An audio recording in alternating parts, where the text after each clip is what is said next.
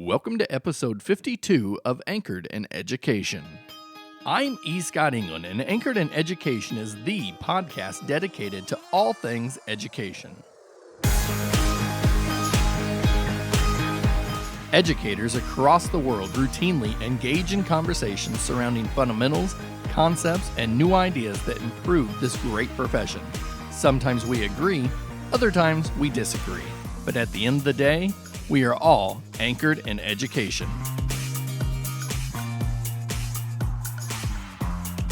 You don't have to be in education very long to hear the next great idea of how someone or something can improve the teaching and/or learning process. But many times, we're just led to spend more money on a product or method that is not tried or tested.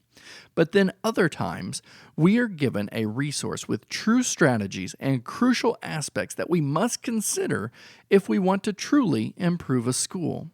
One of those resources became available at the end of 2019 when the book, Turning a School Around: Key Considerations for Real Success, was published. In this book, author Dr. Josh Martin highlights 5 key areas that must be considered if we are truly going to make a difference in schools. Josh doesn't sell you on a flashy product, and he doesn't promote some gimmick-like tool. Instead, he lays it out there that the tools to improve a school may very well already be in place with our most valuable resource, educators. But, as we will learn today, it takes more than just fancy lingo and flavor-of-the-month tools. Thankfully, Josh joins us today to talk more about his book and how we can take the steps to turn a school around. Josh, welcome to Anchored in Education. Hey, thanks for having me on. We're looking forward to it. We're really excited to have you and talk a little bit more about this book, Turning a School Around: Key Considerations for Real Success. And we're going to jump into that, but before we do, I think we'd like to find out a little bit more about you and how you became anchored in education. Well, I kind of had a different track than most. I got into school. I got into education to be the next great Texas high school football coach. Okay. And teaching was just part of what I had to do to coach. But, got in the classroom and it really kind of took a hold of me.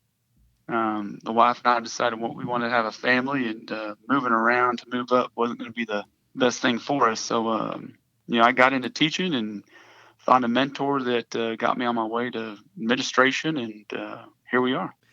Coaching and families are sometimes hard to balance. It is. Yeah, there's a lot of time. Absolutely.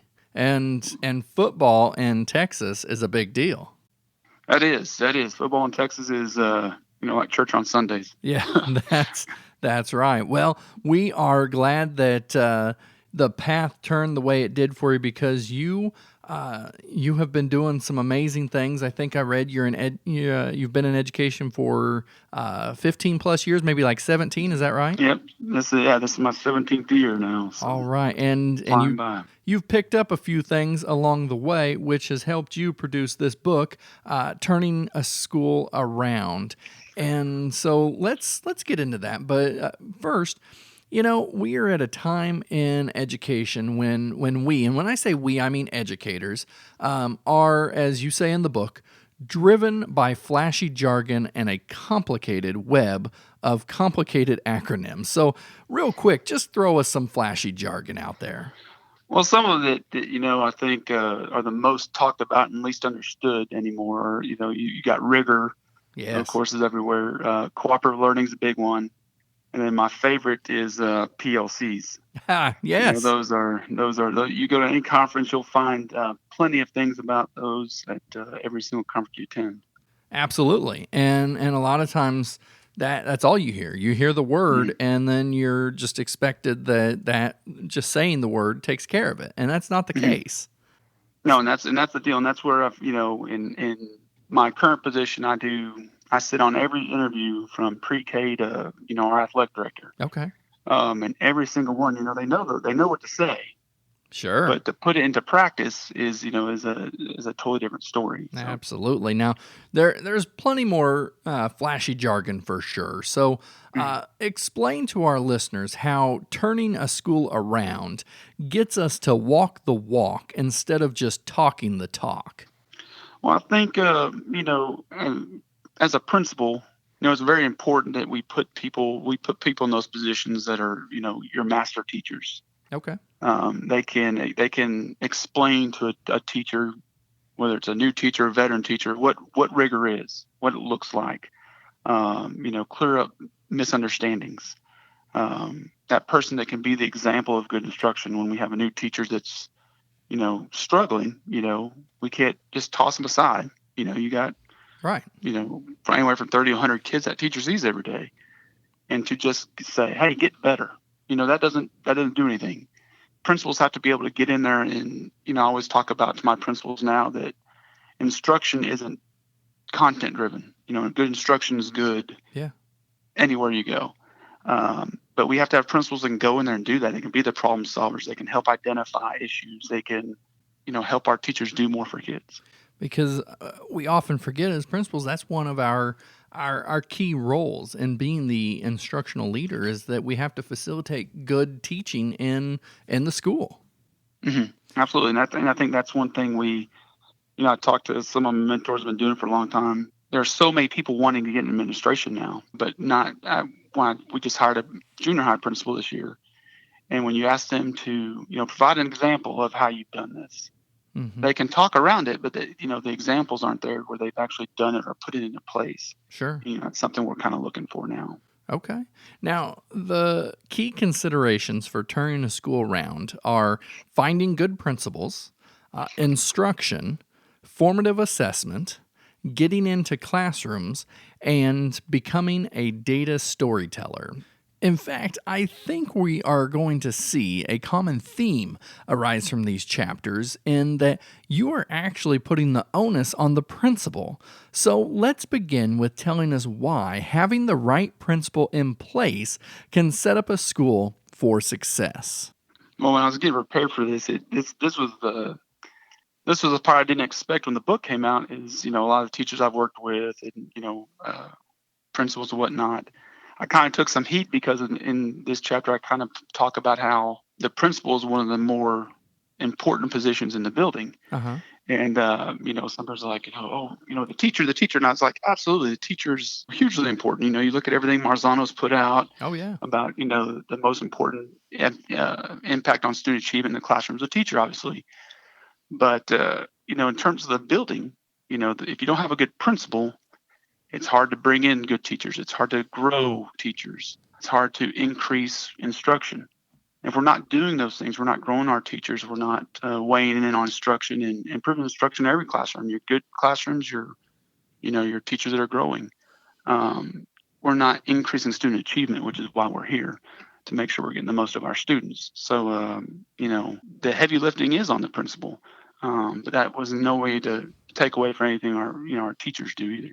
Well, absolutely not. But like you said, that if you have, we don't even have to be as harsh to say an ineffective principal.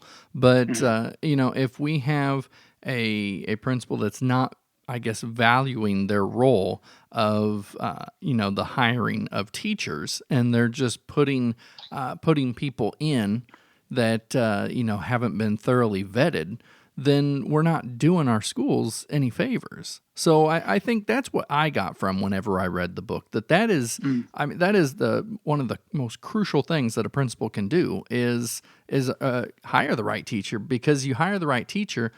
Teachers are all stars. Let's just put that out there. But Absolutely. you got to have the right one in the right classroom, and sometimes to do so means you might have to go to one and move them to a different spot because you see that they're more effective somewhere else, and that's part of the principal's role. And we're going to get to that through the walkthrough. But I think that's what you were going for in the book here. Absolutely, and like I said, and on top of that, they're setting the expectation for the building. They're setting the instructional standards. They're doing all these things, and if you don't have a strong principal to do those things, you kind of have an aimless campus, and we all know that's not going to get the most out of our kids. No, absolutely not. All right, so we'll move to chapter 2, and we're probably going to spend a little bit more time here because this is the chapter that was on instruction. And I believe that we can set the foundation by discussing how instruction must be an ongoing discussion all year between the instructional leader and the staff. Yeah, and what I was kind of leaning towards on this chapter was, all of our teachers want to be good teachers. No one gets into this profession or any profession, with the goal of not being successful. Right. But in order to do that, principals have to our teachers need to know what the expectation is. We got to know what the goal we're shooting for is. But teachers also need someone that's going to be able to give them, quality feedback towards how they're progressing towards That's so those important. expectations. But the thing I think we forget about as, principals is, we're good at setting expectation. We're good at going in and giving the feedback. But where we struggle is the follow through on the feedback we give. Okay. And that's where this kind of becomes an ongoing thing. We give feedback, we evaluate, we go back in and said, hey, how's that feedback taken? Are we putting it in practice? What's our next step in the stage of growing this teacher? And every teacher's on a different, trajectory. Yeah. But, I think the biggest detriment we can do, and we've all heard about principals that, we do the beginning of the year in service. Yep. And then we do our observation in April. And then, that's the only time teachers see or hear from administrators. And that doesn't work. Exactly. And that's what I'm saying. And that's when we'll talk about walkthroughs here shortly. Yeah. But, when that's the deal and everything, a teacher feels their job is determined by one walkthrough and I'm going to have it all right. That makes for a very scary, situation. And I think, by putting that in the forefront all the time where they see you, they know this is just going to be a teamwork conversation about where I'm at and where we're going. Teachers want, they want to answer that bell. They crave that to help themselves get better. Sure thing. Now, also found in chapter 2, you talk a little bit about the growing popularity of group work. And so you're quick to point out that it can be a very positive instructional practice. But you mention, and I love this, you mention it can also be a booby trap for unsuspecting teachers. Can you go into this a little bit more? Well, I think the, group work, I say, is one of those things we talk about a lot. And, conferences and trainings and all these things. Group work's a lot of work. Group work's a practice. You have to put a lot of planning and effort in on the front end to make it work. Group work isn't something where I think too many times we have teachers, principals put kids in groups of 4 and answer these 10 questions together. Yeah, that doesn't work. That's not what it is. I mean, when we're doing group work, it's an instructional mode that we're trying to, take advantage of a group of people's, thought processes. We're solving something, we're creating, we're doing something that holistic. I always tell our teachers and our principals, group work isn't something that a bunch of individuals can do at their desks, and we just put them in a group of 4 to do. We're putting them in a group because it's something that you can't do by yourself. And it's making sure everybody has a role and everybody does the activity set up to where everyone has to participate. But then at the end of the day, just like any mode of instruction, are we doing some kind of formative assessment to see, did this work? Too many times we get in groups and we're in there for, 2 or 3 days doing a group activity. And like I said in the book, my wife, I think that was her favorite part because she's not the group work person because she was the one that always do it. She wanted to make sure they got the good grades. She's like, guys, let me do this. So then you're doing 2 or 3 days of instruction where, you have half the group doing the work and the other guys are letting them do it. It's scary once again if you're not having those as an instruction leader, having those conversations regularly about, this is what it looks like. This is how we're doing it. Did you do this part? What they say here? And getting that feedback. And you mentioned the the group work for students. It's not something where just students work at the desk, but you also in the book mentioned that teachers can't use group work as an opportunity to get work done at their desk either. Absolutely, and then that's the deal. I mean, We come in, and I think a lot of times, and it's not out of a, I don't think they're doing it for that reason. I got all the work to do is do group work, but they think, yes, go get in groups and do your work. And while they're working, I'm going to take care of my stuff. Right. But it's very important that, that teacher's in there facilitating, running around. There you go. Like I said, I always tell my teachers and principals now, group work's a lot of work. You do a group work assignment, your teacher's going to be tired at the end of the day. That shouldn't be, oh man, we've been doing group all week. I'm rested and ready to go for next week. It should be something that kind of, it wears you out. Sure thing. Now, if someone listened closely, they heard you say formative assessment, and so that's chapter 3. And actually, if we listen real closely, we might have just heard some of my staff groan that I'm talking about this again. But if I may, I'm going to read part of the first sentence of this chapter, in which you say, quote, "Formative assessment should be the bedrock of any instructional plan." So, I mean, this is we're not talking foundation. We're talking the bedrock, which, on a skyscraper, that's where we're putting the foundation into. So it's a great metaphor here. So first of all, tell us why formative assessment serves as the bedrock. And then second, tell us what quality formative assessment looks like. Well, I mean, this is my wheelhouse. I mean, I'll argue with anybody that formative assessment is the most important thing we do. You won't have to argue with me because I'm right there with you. I mean,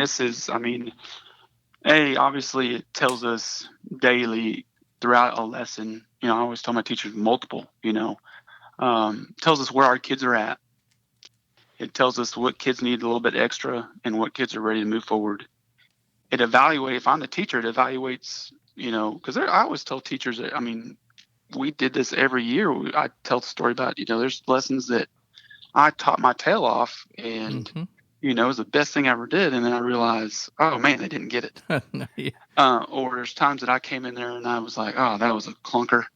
And then I popped my formative assessment and they're like, wow, they got it. Yeah. So it's a way to evaluate lessons, help us, get kids moving forward. Cause I don't want to catch a kid up 3 weeks later when we take the summative and I realize, oh, they didn't get that piece and it ruined the rest of their learning. I want to get them caught up in real time as much as I can. So, I mean, and as far as what it looks like, I always this is another point that, a lot of times principals want to, everybody's going to do it this way. I'm a real big believer in teaching style. I think it's just as important as learning styles. Uh-huh. Try to put a teacher, round peg, square hole. You're not going to maximize that teacher's effectiveness.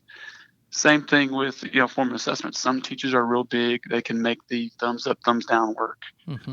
Some people are real big into technology. My key, regardless of how it looks, whether it's paper, pencil, whatever it is making sure we know at the end of that day's instruction, what level should they be at. They should be asked some form of question that assesses, are they at that level?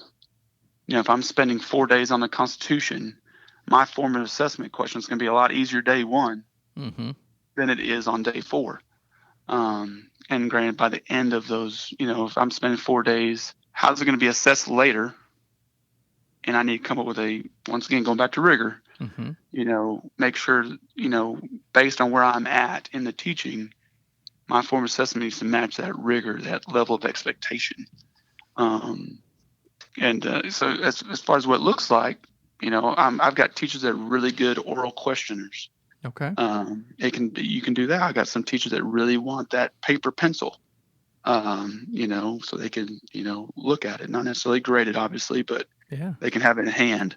I got teachers that are real good with technology, but I go back to the question, what does your question look like? And that's kind of how I've always judged it. Sure. And it's really difficult to say to every teacher that comes in through the door, congratulations becoming a teacher. This is exactly how you're going to teach.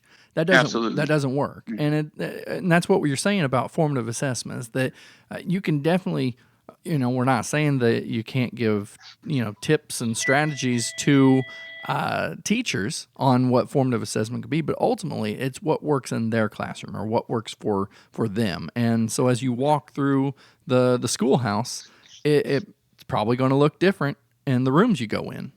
Absolutely. And like I said, I mean, it can take so many different forms, but as long as we're questioning at the appropriate level, and then, like I said, identifying who needs additional and who needs to, move forward, we're winning the battle there. All right. So we have talked about hiring the right people. We've talked about getting the right instruction going, properly identifying accurate formative assessments to help strengthen that instruction. And so now we're going to be talking about making sure the instruction is staying at a high quality level. And I love it because whenever you read the book, you can see how just everything connects, chapter 1 and 2 and 3 as you go on through. And so you kind of alluded to this a little bit earlier, but we're going to be talking about walkthroughs. And so maybe one of my favorite and most true lines from the chapter is when you say most teachers would rather choose to be waterboarded than receive frequent walkthroughs by their principals. For one, absolutely love it. Read it many times, wrote it down. Greatest thing ever. So, but now I'm hoping you can explain how frequent walkthroughs serve to promote rather than punish our hardworking teachers. We talk about in the beginning, all the many hats you have to wear as a principal. You got to do so many things, and sometimes we get wrapped up in the wrong things. If you're not building the right type of relationship with your teachers, Mm-hmm. you can't accomplish, a culture of quality walkthroughs. Okay. Because it's one of those things. If it's only driven around, I always tell my teachers that we do coaching walkthroughs, coaching visits, and then we have your evaluative ones. Uh-huh. You're going to get, triple the amount of coaching visits because those are the ones we care about. Sure. And they know that those are, at the end of the day, I hand them the feedback. We talk about it. It's kind of set. It's just kind of their formative. Uh-huh. And that's what I talk to them about is that, you'll always know where I stand. I'm going to be honest. We're going to work through things. But it's knowing that I don't want them all to teach like me. Right. Here's a few basic practices I want to see in every classroom. Questioning, formative assessment, essential questions, things like that we've done, and then making it work with how you teach, how you're going to be the most effective. Yeah. But if I'm always being critical and they don't feel they can come ask me, hey, you talking about formative assessment, I've tried to do what we talked about. This is what I'd like to do this differently because it works with me better. If they don't feel that comfort level, and it's just always evaluative and they're always getting in trouble and you never have anything good to say, they're always going to be afraid of it. Sure. It's always going to be something they're scared of. But once they see, and it takes a lot, they need to see you a lot and then see every time you come over and they have a good experience with it, the next time's a little bit easier and the next time's a little bit easier. Yeah. But it takes a lot of work on the principal. I try to do at least 4 walkthroughs a day. Okay. And that takes a lot of time. Sure. And that's a lot of things that normally back in the day principals were responsible for. You're doing that somewhere else. You're delegating that, or you're finding a new way to accomplish it. But it really, it's just like I said, every time you have a good experience, that teacher's going to be a little bit more open to, going with it. Yeah. And when you say that, it takes a little bit of time trying to do 4 walkthroughs a day, it's because the feedback has to be more than just, hey, good job, or, hey, I really enjoyed the lesson, because that's not what we're talking about, right? Yeah, absolutely. I'm glad you brought that up because that's one thing that with principals now, we do every 6 weeks. We do walkthrough audits is what I call them. Okay. And we just sit down with the feedback that they've been given. and we kind of rate it. We look over it, and because we were getting to a point where it was, hey, good job, or hey, this needs to be better. Yeah. That doesn't get you anywhere. We need to be talking about, hey, this was a good practice because this. How can you work that There you go. into your other lessons? Hey, what do you think about this? Because I was thinking, we could have done this a different way. What do you think? And just being able to prompt them and guide them to think about their instruction. That's what the end of the day, that's what it's about. Sure. And the coaching walkthrough, it's not punitive. It's not part of the evaluation, is what you were telling me. Is that right? Yeah, no, yeah. Everything I write down, I hand to them. They can shred it when I Yeah. leave. They can shred it in front of me, but that way they know whatever we talked about there is theirs. Yep. It's And that's completely important. from them. It'll never come back. I'll never say, hey, on that coaching visit I did on September 12th, this is, they know that's never going to come up. They'll have six of the evaluative ones, and they know that's the only data I'm going to pull for their evaluation. Yeah, and that's important to build that trust, and then you can get to that level what you're talking about, and where it's not a, oh, here he is again. It's a, oh, Absolutely. I'm glad he's back. I'm glad he can help me improve. Yeah, and eventually you get to a point where they actually, not often, even my best teachers that are over it now still don't invite me. Right. But you'll have teachers like, hey, Dr. Martin, can you come by and check this out? I want to get your feedback on it. I love it. And that's a huge win. I mean, right then you're doing a happy dance, in your head, because with that teacher you've gotten somewhere where they're open to that feedback and that improvement. No, I love it, and that's how I close out every episode of Anchored in Education, saying that at the end of the day we are all anchored in education, and right there. Just shows, I mean, we are all in this together. So if it is improving instruction, to bring about better teaching and learning, it's because we're in this together. And absolutely, and that's really what these coaching walkthroughs can do for us. So, hey, before we go, we have to talk data, or as you say, data storytelling. And so we can, you don't have to be in education very long to know that there is a lot of data available to us. Our job is to find what is credible. But I think what often happens is we become overwhelmed with all the data and the time constraints, and instead we become those data skimmers you talk about. So let's discuss how we can properly interpret data to better meet the needs of our schools. Well, see, and I think the first thing is, getting away from looking at who passed and who failed, and looking at that percentage. It's the first thing we want to look at because, that's how we're judged and all that stuff. But that at the end of the day, that really doesn't tell us anything.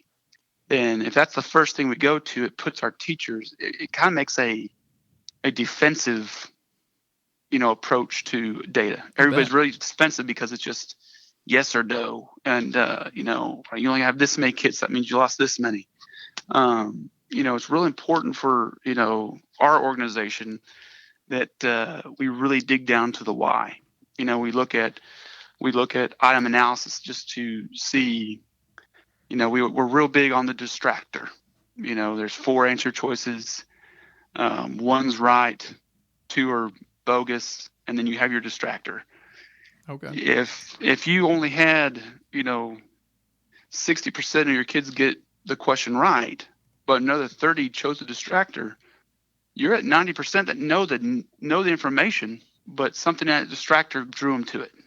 We gotta go clean that up. So it's not that you didn't teach it well.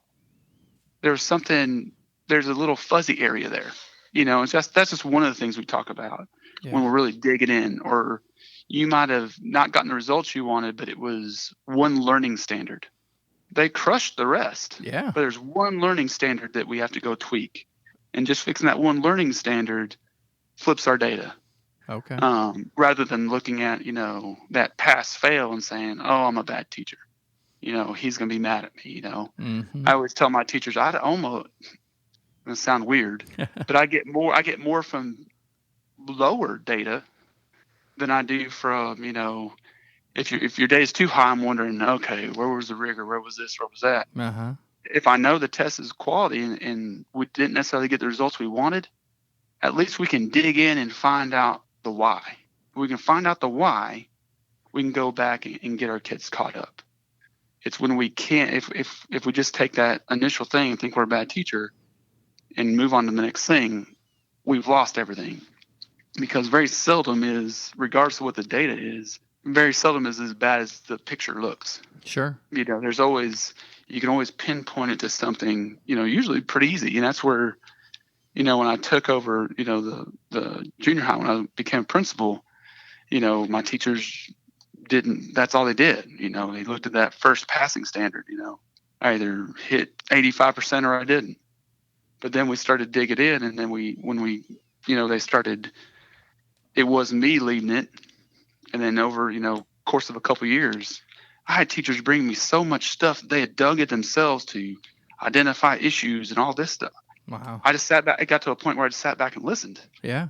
Because they had taken the ownership of their data, and rather than just look at the pass fail, they wanted to see the why and dig in. And it was this question, this teak, this whatever. And, at that point you sit back and you've won. Yeah, there you go. And they became the data storyteller. Yeah, exactly. And now you're not telling it. Because that's the other thing. When you're telling the teacher, this is where you messed up, this, and this, it's like, once again, you're getting that defensive posture, you're being yelled at, whatever. Yep. And I'm owning your data. I'm not teaching the class. Right. I'm not. I don't know the story. I'm looking at some numbers and trying to tell the story.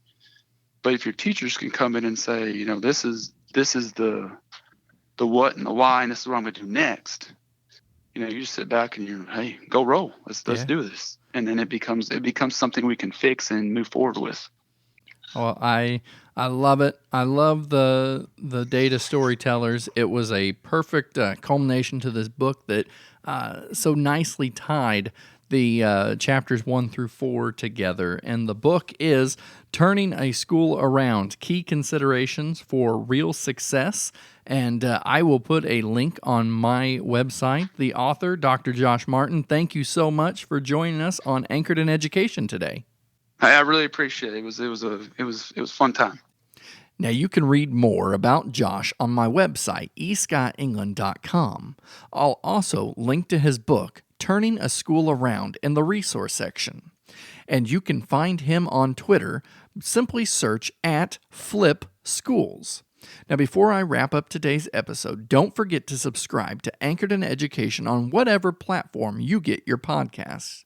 Turning a school around doesn't necessarily mean that the school is headed down a dark path of ineffectiveness. It simply means that schools and educators often invest a lot of time and resources into the wrong area.